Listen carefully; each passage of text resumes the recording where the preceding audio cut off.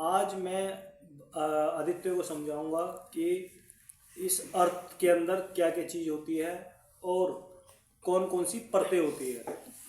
ठीक है आदित्य, मान लो हमने ये अर्थ का पार्ट बना दिया। ठीक है, ये अर्थ है। जो सबसे ऊपर की जो परत होती है इसको बोलते हैं क्रस्ट। क्या बोलते हैं? क्रस्ट। और जो बीच की परत होती है उसको बोलते हैं मेंटल। ठीक है, और जो नीचे की परत होती है उसे बोलते हैं कोर।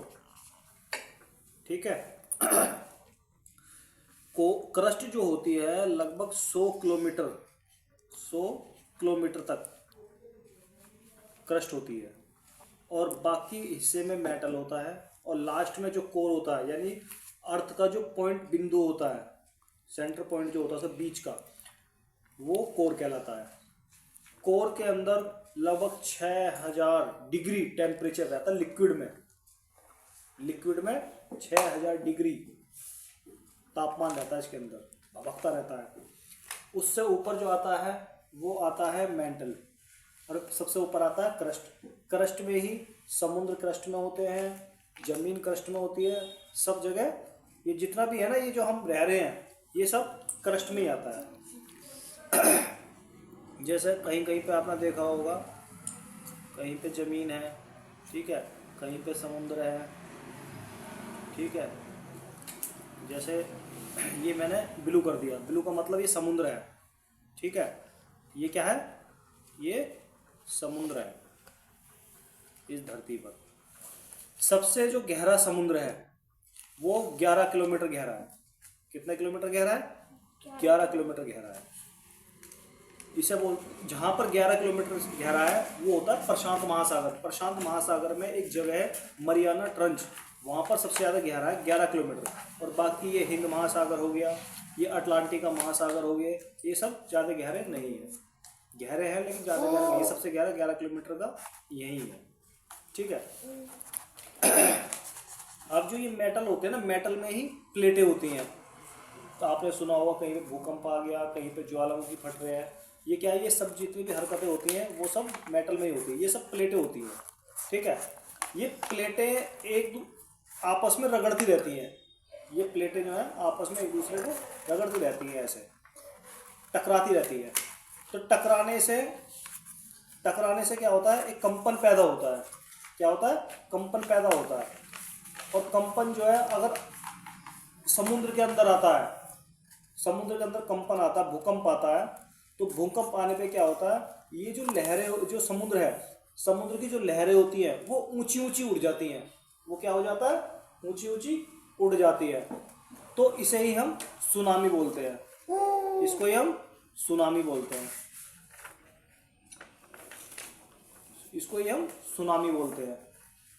जब ये प्लेट आपस में रगड़ती हैं, आपस में टकराती हैं, तो उससे क्या होता है? कंपन पैदा होता है। भाई ये प्लेट है, प्लेट के ऊपर ये प्लेट है, और प्लेट ऐसे चढ़ती है ऊपर को, आपस में टकराती है। तो टकराने पे क्या होता है? एक कंपन पैदा होता है। कंपन पैदा होने के बाद में जो समुद्र होता है, समुद्र की जो लहरें ऊपर उठने लगती है, कई मीटर ऊपर उठने लगती हैं। और जब ये तटों से टकराती है तो काफ़ी ऊंची हो जाती हैं ये। तो इसे ही हम सुनामी बोलते हैं। यही लहरें अगर धरती पर टकराती हैं, इस धरती से टकराती है, तो भूकंप आ जाते हैं।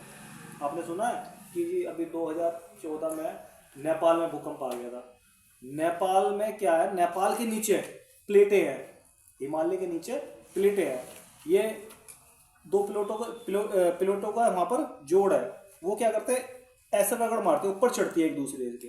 तो नेपाल में सबसे ज़्यादा भूकंप आते हैं। जापान के अंदर सबसे ज़्यादा भूकंप आते हैं। अभी पिछले साल तुर्की जिसे बोलते हैं, तुर्की एक देश है, कंट्री है, वहाँ पर भी क्या है? वहाँ पर भी प्लेटों का जोड़ है। ऐसा वहाँ पर भी प्लेटों का जोड़ है। बंकुरी, अब ये जो प्लेटें हैं आपस में टकराती हैं, इन्हीं में ही ज्वालामुखी जो होते हैं, इन्हीं में से ही ज्वालामुखी निकलते हैं।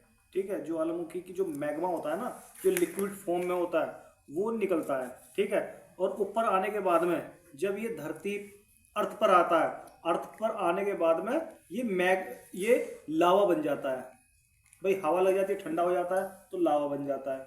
और जमीन में से जब वो निकलता है तो ऊपर आने के बाद में यहाँ तक वो मैग्मा रहता है। ये क्या होता है? मैग्मा। अगर गर्म है ये गर्म है, नीचे से निकलता है ना गर्म। कभी देखो आपने ज्वालामुखी जब फटते हैं तो उसके अंदर से लाल लाल सा निकलता है, वो क्या है? वो मैग्मा है। और जब वो ऊपर आने के बाद में ठंडा हो जाता है तो उसी को हम लावा कहते हैं।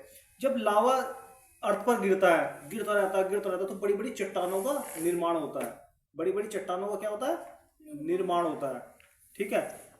और जब ये अर्थ पर जो है अर्थ पर होता है तो अर्थ पर होने के बाद में यहाँ पर पेड़ पौधे जानवर वगैरह होते हैं सारे।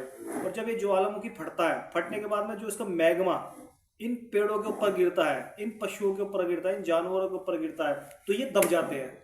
ये क्या हो जाते हैं? दब जाते हैं। और दबने के बाद में यहीं से ही पेट्रोलियम पदार्थ का निर्माण होता है। यानी पेट्रोलियम पदार्थ यहीं से बनते हैं। हजारों करोड़ों साल पहले से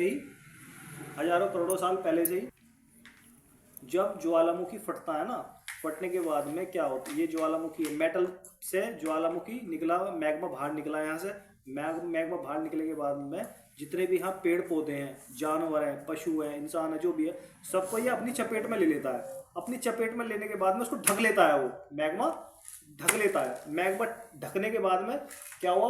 वहाँ चट्टान का निर्माण हो गया। और जो ढकी हुई चीज है, अगर इनको हल्का सा भी ऑक्सीजन मिल जाए तो ये कोयला बन जाता है। अगर ऑक्सीजन नहीं मिलती, एकदम कवर कर लिया मैग्मा ने, तो ये पेट्रोल, डीजल, केरोसिन बन जाता है। ठीक है। ये समझ में आया? अब दूसरी बात, जैसे किसी समुद्र के नीचे ज्वालामुखी फटा किसी समुद्र के नीचे, और जो उसका मैग्मा निकला, जितनी भी मछलियां हैं, केकड़े हैं, मगरमच्छ है, उनको वो मैग्मा ढक लेता है। ढकने के बाद में हजारों करोड़ों साल तक वो ऐसे ही पड़ा रहता है।